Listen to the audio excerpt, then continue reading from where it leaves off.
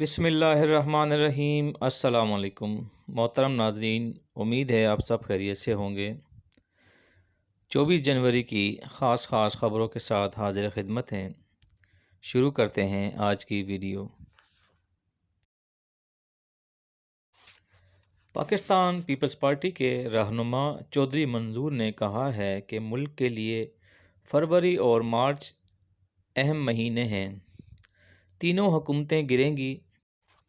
ہم نیوز کے programme breaking point with مالک میں بات کرتے ہوئے ان کا کہنا تھا کہ اس وقت سب سے موزوں آپشن تحریک عدم اعتماد ہے اور استعفوں کا آپشن آخری ہے۔ انہوں نے کہا کہ مردم شماری کا معاملہ ایم کیو ایم کی سیاست سے جڑا ہے۔ ایم کیو ایم نے اب اپنی سیاست سے متعلق فیصلہ کرنا ہے اور حکومت کے اتحادی ساتھ چھوڑ بھی سکتے ہیں۔ مسلم لیگ کے رہنما جاوید لطیف نے کہا، ہم سمجھتے ہیں تحریک عدم اعتماد مناسب نہیں۔ سینٹ میں اپنی اکثریت کے باوجود ہم عدم اعتماد میں کامیاب نہیں ہوئے۔ ان کا کہنا تھا کہ لانگ مارچ بھی کریں گے اور استعفوں کا آپشن استعمال کرنا پڑا تو وہ بھی کریں گے۔ پروگرام میں شریک پاکستان تحریک انصاف کے رہنما شہباز گل نے کہا کہ چودھری منظور اور جاوید لطیف کی باتوں میں بھی اتفاق رائے نہیں۔ ان لوگوں نے خود استعفوں کی تاریخیں دی ہیں۔ گزشتہ 5 سال تک ان دو پارٹیوں کا مقرر کردہ الیکشن کمیشن تھا۔ کرونا وائرس میں اضافے کو روکنے کے لیے متحدہ عرب امارات کے شہر دبئی میں نئی پابندیاں عائد کر دی گئی ہیں۔ اردو نیوز کی رپورٹ میں ایمریٹس نیوز ایجنسی کے حوالے سے بتایا گیا ہے کہ یہ پابندیاں سماجی اجتماعات، کیفے، ریسٹورنٹ، جیم اور دوسرے فٹنس سینٹرز پر عائد کی گئی ہیں۔ نئی پابندیوں کا اطلاق جمعے کو متحدہ عرب امارات میں کرونا وائرس کے نئے کیسز سامنے آنے کے بعد کیا گیا ہے۔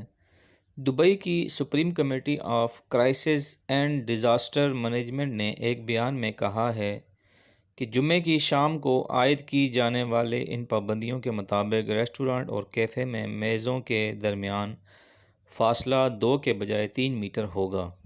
اسی طرح کی پابندیاں کا اطلاق دبئی کے جم اور فٹنس سینٹرز پر بھی ہوگا، جہاں ورزش کے سامان میں 3 میٹر تک فاصلہ رکھا جائے گا۔ رپورٹ میں مزید بتایا گیا ہے کہ ریسٹورانٹ میں اکٹھے کھانا کھانے والے افراد کی تعداد میں بھی کمی کر دی گئی ہے۔ ریسٹورانٹ میں زیادہ سے زیادہ 7 لوگوں کو اکٹھے کھانا کھانے کی اجازت ہوگی اور کیفے میں صرف 4 افراد ایک میز پر ساتھ بیٹھ سکیں گے۔ برطانیہ کے مسلمانوں نے مسجد کو کرونا وائرس ویکسینیشن سینٹر میں تبدیل کر دیا۔ مسجد کے امام اور رضاکاروں کا کہنا ہے کہ وبا کے خلاف اپنا کردار ادا کرنے پر انہیں فخر ہے۔ برمنگھم میں العباس اسلامک سینٹر برطانیہ کی پہلی مسجد ہے جس نے کرونا وائرس کی ویکسین لگوانے کے لیے جگہ فراہم کی ہے۔ اس مسجد کے احاطے میں برطانیہ کی نیشنل ہیلتھ سروس اور مقامی فارمیسی نے ویکسینیشن سینٹر بنا دیا ہے۔ مسجد کے امام شیخ نور محمد نے بتایا کہ وہ ان کی مسجد کی انتظامیہ برطانیہ کی ویکسینیشن مہم میں حصہ لیتے ہوئے فخر محسوس کر رہے ہیں۔ انہوں نے کہا کہ ہمارے لیے یہ خوشی کا مقام ہے کہ حکومت نے وبا کے خلاف ہمیں کردار ادا کرنے کا موقع دیا ہے۔ مسجد انتظامیہ نے ویکسینیشن سینٹر کے لیے 2 بڑے 500 سے ہال اور کچھ جگہ مختص کی ہے۔ ایک ہال میں زیادہ سے زیادہ 500 افراد کی گنجائش ہے۔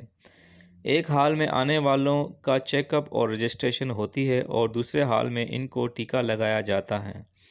برطانیہ کی مسلم کمیونٹی نے کرونا وائرس کے بارے میں درست معلومات فراہم کرنے کی خاطر ملک بھر کی مساجد کے امام فعال ہو گئے ہیں۔ بالخصوص نماز جمعہ کے خطبوں میں اس ویکسین سے جڑی غلط فہمیاں دور کرنے کی کوشش کی جا رہی ہے۔ برطانیہ کی تقریباً تمام مساجد میں نماز جمعہ کے خطبوں میں کرونا وائرس کی ویکسین کو کو لگانے میں کوئی مذائقہ نہیں ہے اور یہ اسلامی طریقوں کے عین مطابق ہے۔ مسلم لیگ نون نے چیئرمین پیپلز پارٹی بلاول بھٹو کی وزیر اعظم عمران خان کے خلاف تحریک عدم اعتماد کی تجویز مسترد کر دی ہے۔ رہنما مسلم لیگ نون احسن اقبال نے بلاول بھٹو کی تجویز پر رد عمل دیتے ہوئے کہا کہ بلاول بھٹو کے پاس نمبرز پورے ہیں تو سامنے لائیں۔ انہوں نے کہا کہ سینٹ میں نمبر گیم پوری ہونے کے باوجود تحریک عدم اعتماد ناکام ہوئی تھی۔ یاد رہے کہ گزشتہ روز ایک تقریب سے خطاب کرتے ہوئے چیئرمین پاکستان پیپلز پارٹی بلاول بھٹو زرداری نے حکومت کے خلاف تحریک عدم اعتماد لانے کا اعلان کیا تھا۔ انہوں نے کہا کہ وزیر اعظم عمران خان، وزیر اعلیٰ پنجاب عثمان بزدار اور اسپیکر قومی اسمبلی اسد کیسر کے خلاف تحریک عدم اعتماد لائیں گے۔ انہوں نے کہا کہ غیر جمہوری طاقت کو نکالنا جانتے ہیں۔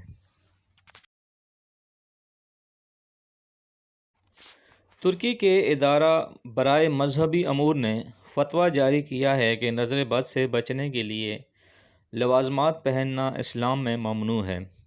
اس پر شہریوں نے حیرت کا اظہار کرتے ہوئے کہا ہے کہ ایک بے ضرر چیز کے خلاف فتویٰ سمجھ سے بالاتر ہے۔ ترکی میں مذہبی امور کے لیے دینیات کے نام سے قومی ادارہ قائم ہے جو کہ پاکستان کا اسلامی نظریاتی کونسل سمجھ سکتے ہیں۔ یہ مذہبی معاملات میں ملک اور قوم کی رہنمائی کرتا ہے اور قانون سازی کو اسلامی تعلیمات کے مطابق جانچنے کی ذمہ داری نبھاتا ہے۔ ترکی سمیت ایشیا کے بعض ممالک میں بھی یہ روایت رہی ہے کہ لوگ نظر بد سے بچنے کے لیے گلے میں لاکٹ، کلائی میں چین، دھاگے وغیرہ باندھ لیتے ہیں۔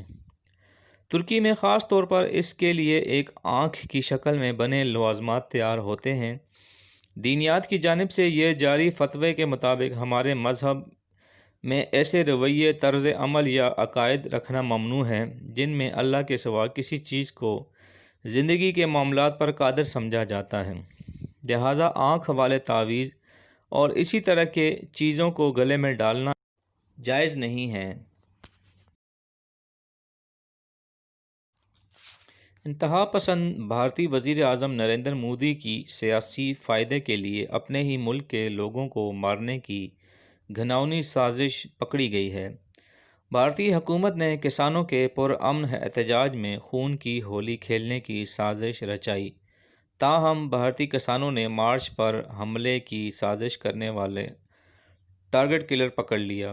سوشل میڈیا پر وائرل ویڈیو میں دیکھا جا سکتا ہے کہ گرفتار ملزم نے اعتراف کیا کہ مقامی ایس ایچ او نے احتجاج میں شامل کسانوں پر حملہ کرنے کے لیے تربیت دی اور ہتھیار بھی فراہم کیے۔ ملزم نے انکشاف کیا کہ اسے 4 اہم کسان رہنماؤں کی ٹارگٹ کلنگ کی ہدایت دی گئی تھی۔ یاد رہے کہ گزشتہ دنوں متنازع اینکر ارنب گوسوامی اور بھارتی broadcast audience research council کے سربراہ کی واٹس ایپ چیٹ سے انکشاف ہوا تھا کہ پلوامہ میں بھارت نے اپنے فوجی خود مروائے اور الزام پاکستان پر لگا دیا تھا۔ بھارتی وزیر اعظم نریندر مودی نے 40 بھارتی فوجیوں کی لاشوں کو سیاست کے لیے استعمال کیا ہے۔ ارنب گوسوامی کو 4 نومبر 2020 کو ایک خاتون اور اس کے بیٹے کی خودکشی کے پس منظر میں گرفتار کیا گیا۔ گوسوامی نے گرفتاری کے دوران ایک خاتون افسر پر حملہ بھی کیا۔ واٹس ایپ کی چیٹ کے مطابق بھارت میں قومی سلامتی کے ادارے اور فیصلہ سازی میں انتہائی غیر سنجیدگی بے نقاب ہو گئی ہے۔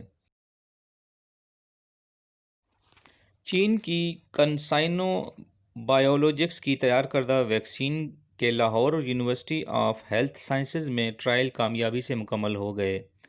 ویکسین لگوانے والے کسی بھی شخص میں کوئی ری ایکشن رپورٹ نہیں ہوا۔ یونیورسٹی آف ہیلتھ سائنسز کے وائس چانسلر پروفیسر جاوید اکرم کا کہنا ہے کہ کرونا وائرس کی ویکسینیشن کے آغاز سے اب تک صرف 5% افراد کو معمولی بخار کی شکایت ہوئی۔ چیف سائنٹیفک آفیسر کنسائنو کی جانب سے ستمبر 2020 میں بتایا تھا کہ اس ویکسین کے کلینک ٹرائل کے دوران بھی کسی طرح کے مسائل سامنے نہیں آئے تھے، صرف معمولی بخار، تھکاوٹ اور انجیکشن کی جگہ پر سوجن تھی۔ رپورٹ کے مطابق لاہور میں ویکسین کے ٹرائل میں شریک افراد میں 60% مرد اور 40% خواتین شامل تھیں جن کی عمر 18 سال سے زائد تھی۔ پروفیسر جاوید اکرم کا کہنا تھا کہ ویکسین کے ٹرائل میں شریک 19% افراد عارضہ قلب اور شوگر جیسے امراض کے شکار تھے۔ انہوں نے مزید بتایا کہ ان میں سے بیشتر افراد نے کرونا ویکسین کے لیے اینٹی باڈیز تیار کر لی ہیں، جبکہ کچھ رضاکاروں میں 400% تک اینٹی باڈیز کی اطلاعات ہیں۔